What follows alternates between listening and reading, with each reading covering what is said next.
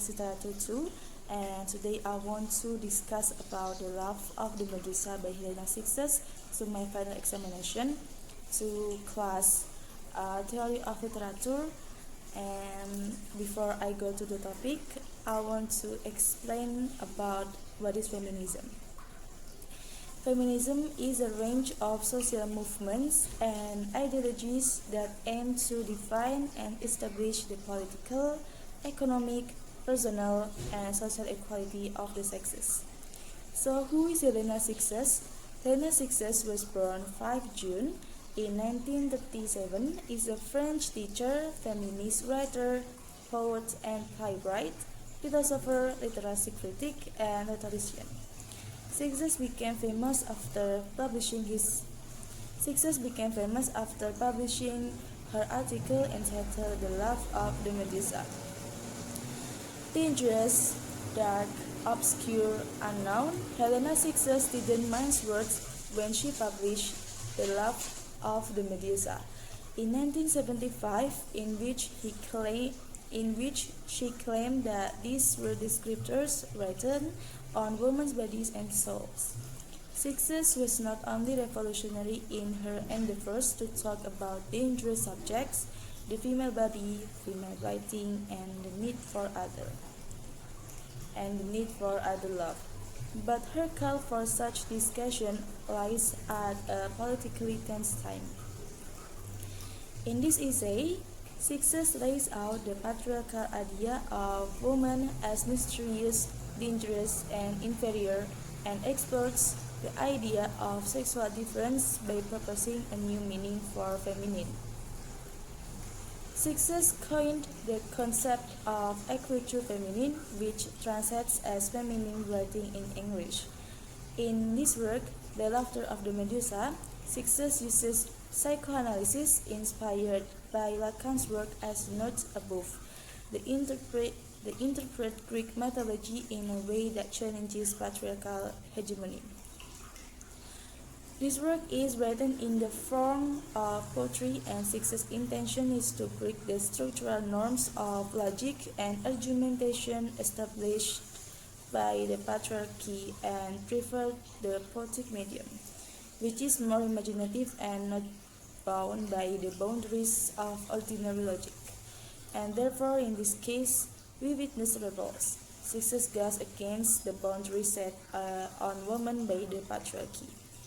So, why she choosing Medusa?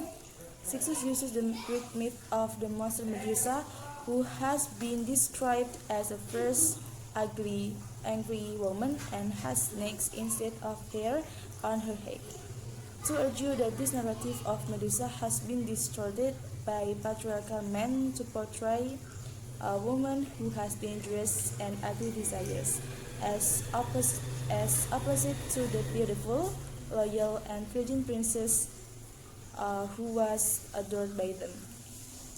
Sixtus criticized this idea in which women are portrayed as monsters like Medusa or unexplored abyss, an idea proposed by Freud in which he satirizes women as negative beings of what men stand for. They are presented as lacking creatures, less penises. The mystery of its nature cannot be explored or understood. This is what Sixtus wants women to be rebels in nature who defy all boundaries and structures that patriarchy wants to restrain women. Sixtus uses the metaphor of Medusa laughter as a tool to refute the notion of truth, the binaries of which are deeply ingrained in Western patriarchal thought, when she says that you only have to look at Medusa directly to see her, and he does not turn off, and she does not turn off. She's beautiful and she loves. This love, as described above, is the laughter of a woman rebelling against male tyranny of any kind. For Sixtus, the purpose of this feminine writing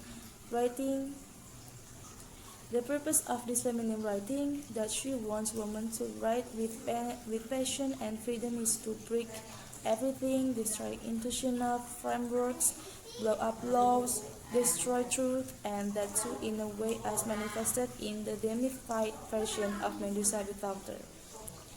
To dispel the conception of the female body as dangerous, Sixes uncovers the connection between sexual differences and fear through Medusa. Medusa as a femme fatale represents a delusional male view motivated by a fear of castration or loss of identity and authority.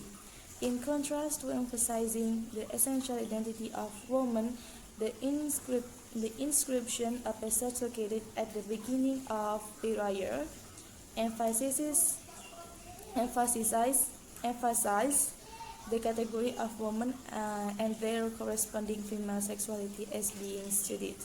Sixes, uh, six, Sixes essay then probes its readers to question the naturalization of women as a homogeneous and dangerous category.